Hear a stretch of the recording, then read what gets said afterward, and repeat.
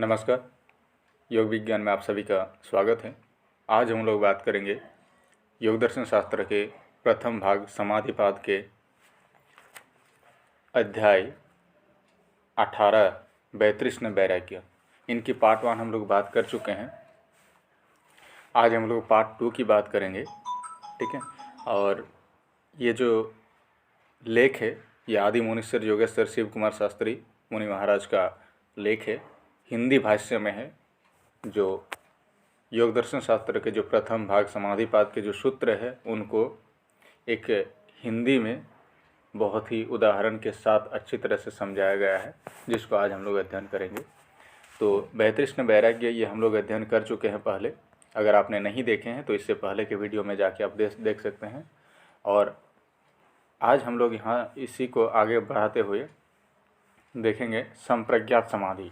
यहाँ से हम लोग का बाकी था, जो आज हम लोग यहाँ से आरंभ कर रहे हैं। तो चलिए देखते हैं। संप्रज्ञात समाधि से संबंधित आगे क्या कह रहे हैं। कहते हैं कि आजकल संप्रज्ञात समाधि, ठीक है, आजकल बेहोश हो जाने को ही समाधि कहते हैं लोग। पर सोचना यह है कि जब हम स्वरूप से चेतन है तो बेहोशी या जड़ता की अवस्था हमारा स्वरूप नहीं हो सकता। योग दर्शन शास्त्र में स्वरूप की प्राप्ति को ही समाधि कहा गया है। जैसे तदादृष्टु स्वरूप अवस्थानम, यानी तब अर्थात योगपद को प्राप्त करने पर साधक अपने स्वरूप में स्थित होगा। अतः जड़ हो जाना, अचेतन और बेहोश हो जाना कभी सच्ची समाधि नहीं है। अद्भुत प्रकाश, अद्भुत प्रकाश, अत्यंत और अद्भुत प्रकाश को देखकर भी अपने को कृतकृत्य नहीं मानना चाहिए, क्योंकि यदि अपने सच्चे स्वरूप का ज्ञान रूपी प्रकाश नहीं हुआ तो केवल प्रकाश देखकर कोई कैवल्य मुक्ति को नहीं प्राप्त कर सकता।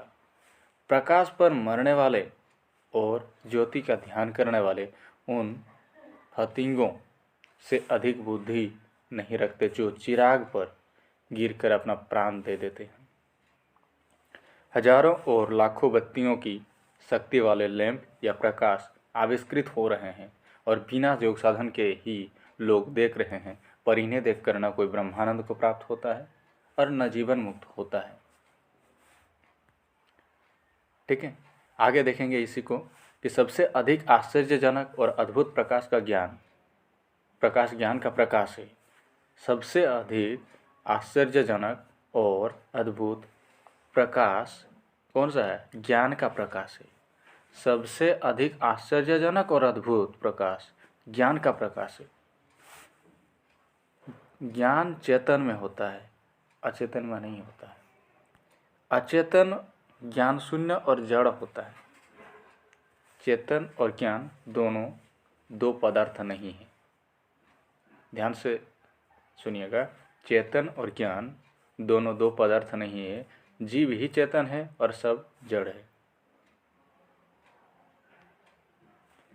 अतः जीव ही ज्ञान रूप और प्रकाश स्वरूप है।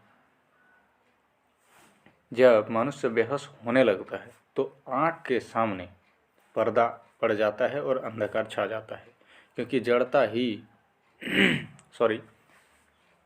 अंधकार और चेतनता ही प्रकाश है। जड़ता ही अंधकार और चेतनता ही प्रकाश है। जो मुर्दा है, बेहोश है और जड़ है, उसके लिए चारों तरफ अंधकार ही अंधकार है। अतः जड़ और मुर्दों के सामने कोटि सूर्य भी उगे तो उसके हृदय में प्रकाश और चेतनता नहीं आवेगी और न वह इन सूर्य को देख सकेगा। समझ रहे हैं? कोटि कैंडल पावर का लैंप भी मुर्दे और जड़ के लिए बेकार है। ठीक है, यानी जड़ है तो उनके सामने अगर कोई आप हजारों या लाखों या करोड़ों अगर आपने कोई लैंप या पावर कुछ भी जलाएं, प्रकाश दें, लेकिन उसके लिए बेकार है। जिसमें ज्ञान नहीं है कि अमुक चीज़ कौन सी है और कहाँ है, वह हाथ में चिराग लेकर भी उस चीज़ को नहीं पा सकता है। पर जो जानता है कि अमुक चीज़ अमुक कोठरी में अमुक स्थान पर रखी हुई है, वह बिना चिराग के भी टटोल कर ला सकता है। चिराग और ज्ञान दोनों वस्तु को दिखाने का काम करते हैं। क्या कह रहे हैं, ध्यान दीजिएगा। चिराग और ज्ञान दोनों वस्तु दिखाने का काम करते हैं, पर ज्ञान और चेतनता रहने पर बिना चिराग के भी काम चल सकता है। अंधे भी टोटल कर काम चला सकते हैं, पर एक अचेतन और जड़ के पास 1000 सूर्य भी उगे तो वह कुछ नहीं कर सकता। ठीक है, अगर आपके पास ज्ञान है कि एक पेन इस प्रकार का होता है, आपको दिखाई नहीं देता, लेकिन आप उसको हाथ टटोल के या किसी भी तरह से इधर अगर आपको मिल जाए तो आप उसको सामने अगर है तो उसको आप बोल सकते हैं पकड़ने के बाद कि हाँ ये पेन है। पर अगर आपको पता ही नहीं कि ये पेन है तो आपको कितना भी प्रकाश डाल दें या किसी भी प्रकार से दिखा दें तो आप उस चीज़ को नहीं समझ पाएंगे, नहीं देख पाएंगे। सच्चा प्रकाश क्या है देखेंगे। सूर्य अस्त हो जाता है, लोग सो जाते हैं, फिर भी चेतन प्राणी स्वप्न में बिना सूर्य और बिना चंद्रमा के चंद्रमा को देखते हैं, क्योंकि आत्मा ज्ञानमय होने के कारण प्रकाशमय है। जैसे चंद्रमा सूर्य के प्रकाश से प्रकाशित होता है, ठीक उसी तरह से सूर्य और संसार के प्रत्येक प्रकाश आत्मा के प्रकाश से प्रकाशित होता है। पृथ्वी गोल है, अतः यदि मनुष्य किसी स्थान से रवाना होकर पृथ्वी गोल है, अतः यदि मनुष्य किसी स्थान से रवाना होकर एक ही दिशा को बराबर चलता जाए तो कुछ दिन में वह फिर उसी जगह पर आ जाएगा जहाँ से कि रवाना हुआ था। ठीक इसी तरह से यदि पृथ्वी का ओट न होता तो अपने सामने देखते हुए भी अपनी पीठ को या अपने को बहुत दूर देख पाते। यदि इतने छोटे पदार्थ का इतनी दूरी से देखना असंभव होता, यहाँ तो पृथ्वी का ओट है पर विश्वाकाश में ऊपर किसी का ओट नहीं है। यह विश्वाकाश भी हमारे पृथ्वी की तरह गोल है, अतः हमारी आत्मा की ज्योति ही बहुत दूर पर सूर्य की ज्योति के रूप में चमकती हुई दृष्टिगोचर होती है।